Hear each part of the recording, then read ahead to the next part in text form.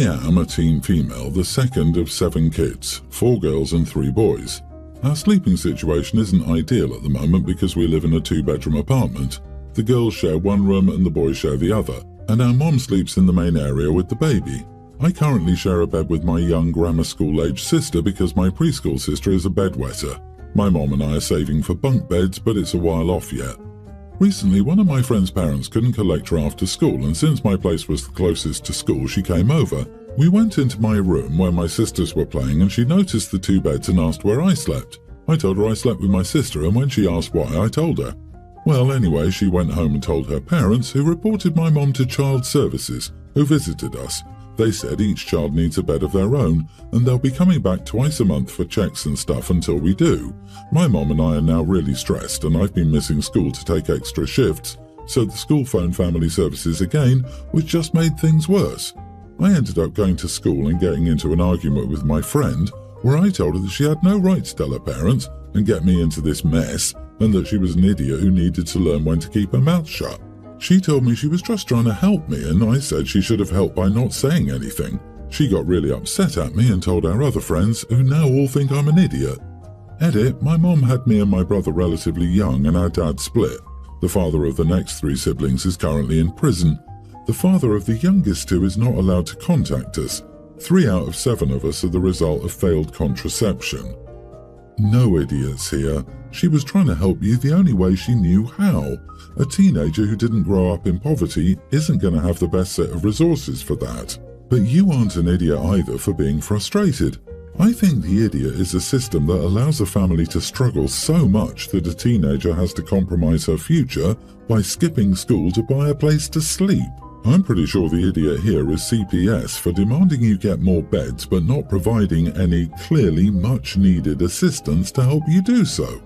I disagree. I mean, what system would fix this? Mom continues to have children for whom she can't afford adequate care. Are you suggesting the government provides such significant subsidies that everyone can have an abundance regardless of their personal choices regarding allocating their own resources? If she was a single mother of 1 or 2 kids and struggling, okay. But this lady has 7 kids and is still going, considering one's a baby. It's highly selfish for someone to continue having kids when they can't actually take care of them. Yeah, the idiot is the mother or possibly the circumstances in which she was conditioned, e.g. religion, which results in her having 7 children despite bad conditions. She's not able to properly support her children. And where is or are the fathers? There's a lot of missing info here, but having kids is a choice, and either the mother has made bad decisions or those bad decisions were made for her. I'm pretty sure the idiot here is CPS for demanding they get more beds but not providing any. They do not do that. I promise they gave the mother a website and a phone number for assistance. My gut tells me CPS is returning for more than just the beds, reasons that OP either isn't aware of, hasn't mentioned, or finds normal. The mother needs birth control instead of pumping out kids with random men who bail. OP, I'm worried for you. Not because of sharing a bed with your sister, but because a family of 7 is shoved into a 2-bedroom apartment and your family depends on a teenager's earnings. I must stress this, your living situation does not sound normal. That is why your friend told her parents, and that is why they called CPS. They did the right thing. Your mom clearly cannot care for all your siblings and they deserve better. And your childhood is being ruined by a mother who needs you to work and miss school to pay for things. My 39 male wife, 37, came to me yesterday after our daughter, teen, left for school looking like she'd just lost a family member and told me, I was walking by my daughter's name's room and I saw her struggle to get her pants on. I already knew where this was going. Yes, our daughter has gained weight over the past year or so, but it's not at this dire level where she's barely mobile and bedridden. What my wife has done in the past is come to me with these concerns, as she calls them, telling me about our daughter's shirt looking snug, or how our daughter's stomach looked bigger while she and my wife were watching TV on the couch together. My wife continued, those pants have never looked tighter on her. She's never looked bigger from behind. I told her I wasn't doing this. I'm not having this talk. My wife tells me our daughter is still getting fatter and that I don't care. I told her I care, but I'm not going to start a conversation on the foundation of her stomach is big, her butt is big. My wife tells me she's just explaining what she sees and that a teen girl struggling into her pants is a red flag. I reiterated that I wasn't doing this talk. She said we have to. I told her I was not going to discuss this again and that I didn't want her bringing it up and left the room. She said I was being demanding. Am I the idiot? Edit, I know my daughter is overweight, like 25 or 30 pounds overweight, I guess, which, on that front, my wife's core concern is valid, but she's never discussed it with our daughter. I'm 100% sure our daughter knows she's put on weight. She eats pretty unhealthy food at school, and then if she goes to a friend's place afterward, they snack. Dinner with us is healthy. What she gets herself on weekends is unhealthy. She doesn't exercise. We have yet to see a doctor about it. You are the idiot. Do not ignore her being overweight.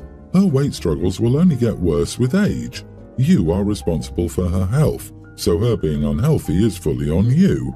You and your wife do need to have conversations about encouraging your daughter to make healthier choices now, because the habits are way harder to break in adulthood and have more obvious consequences as the metabolism slows down and symptoms of poor diet and lack of exercise become more prominent. Don't talk about weight to her face, but you guys need to steer her in the right direction. By ignoring it, you're the problem. Dude's not the idiot. He didn't say he wouldn't discuss his daughter's health. He said he wouldn't start with the foundation of his wife trashing her looks. He may be concerned about her health if she's overweight, but that it's not his wife's concern, or at least not the one she's presenting.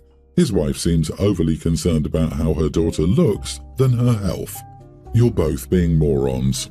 Your wife doesn't need to make disparaging comments about your daughter's appearance to have a serious discussion with you about her health. You don't need to have everything sanitized to have the same discussion.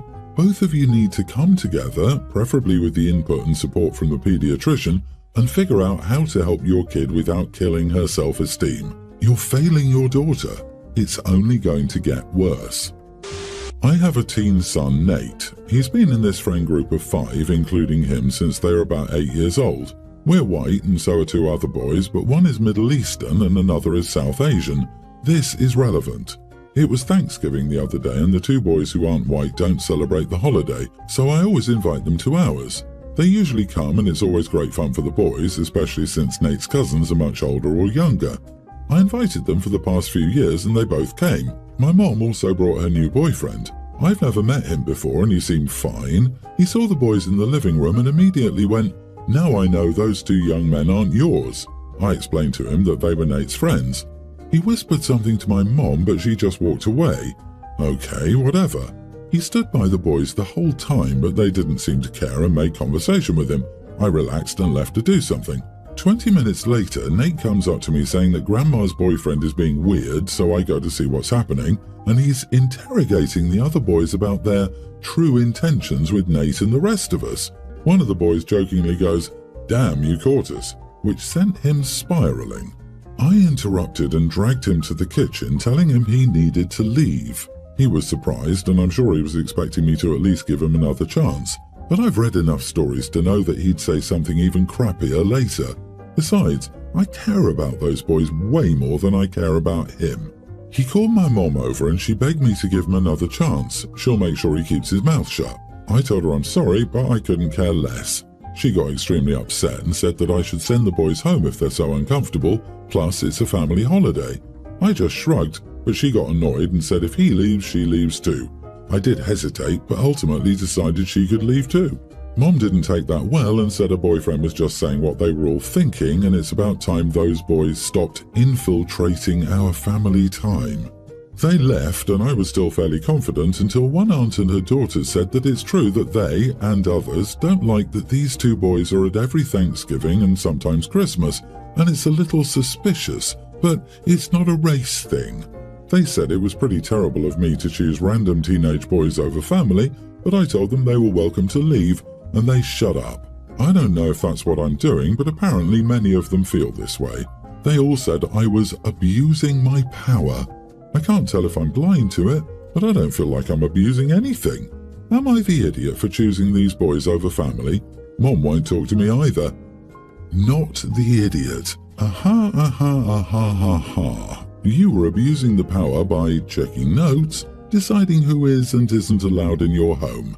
Your mom's boyfriend was so out of line, and it was good for those boys and your own son to see an adult stand up for what's right, even if it meant Grandma was offended and left. If you'd let him stay, it would have shown you condone what he said.